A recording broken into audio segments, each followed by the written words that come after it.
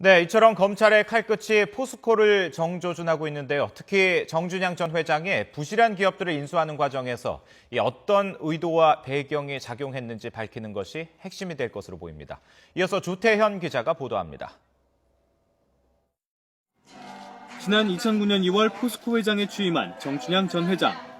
취임 직전인 지난 2009년 35곳이었던 포스코의 계열 회사는 지난 2012년 70곳으로 2배 늘었습니다.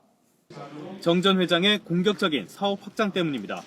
가장 우선순위로 놓고 있는 것은 결국 앞으로 자원 개발이라든지 마케팅을 강화해서 그 시너지 효과를 높이는.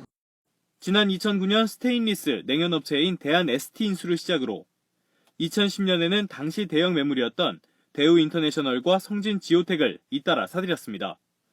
공격적 행보는 2012년까지 이어졌습니다.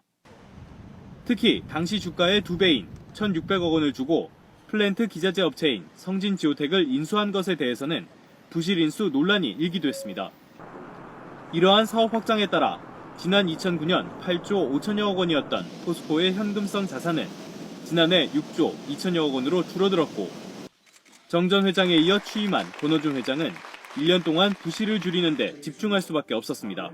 수십 개의 사업이 지금 테이블 위에 올라 있는데 그 부분을 한번 면밀하게 아주 비판적으로 보도록 이렇게 하겠습니다.